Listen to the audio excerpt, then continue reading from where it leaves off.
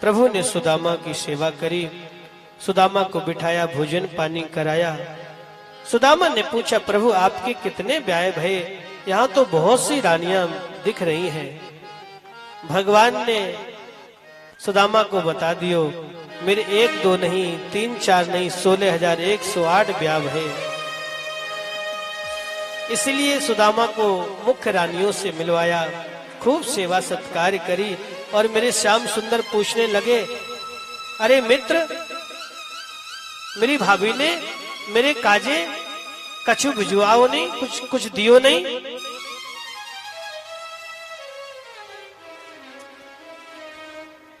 छोड़ा छिपा लिए हैं कांख में, चावल कांख में छिपा लिए हैं और सकचा रहे हैं, कैसे कह दूं, ये टूटे चावल मैं तुम्हें भेंट में लेकर के आया हूं। भगवान तो सबकी मन की जान लेते हैं, ये क्या छिपा रहे हो।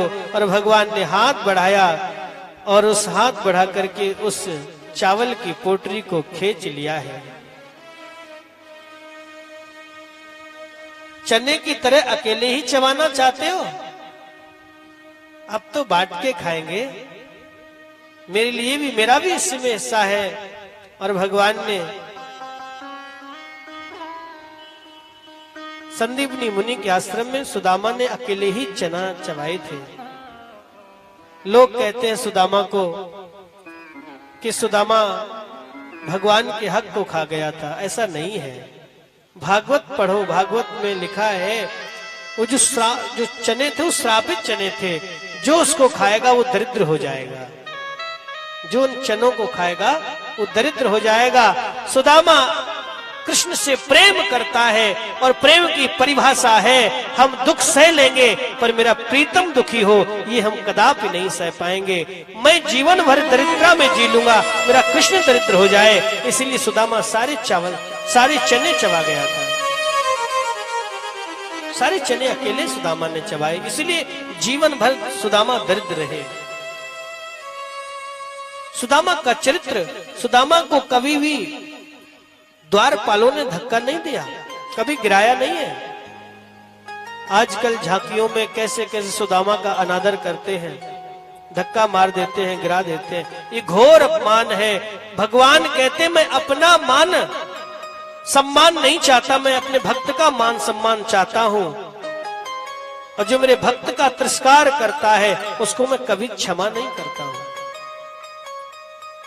ब्राह्मण वेद वित्तवा, ये जितेंद्रिय है, ज्ञानी है, ब्राह्मण है।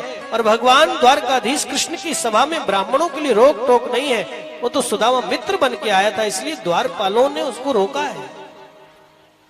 आज भगवान ने एक मुट्ठी में एक लोक का सुख दे दिया है, दूसरी मिट्टी में मुट्ठी चबा करके 2 लोक सुख प्रदान कर दिए हैं। जैसे तीसरी मुट्ठी चने चावल चबाने लगे, वैसे ही रुक्मणी ने हाथ पकड़ लिया है, प्रभु ये ब्राह्मण के लाया हुआ प्रसाद है, मिल बांट के खाना चाहिए, अकेले अकेले चबा रहे हो।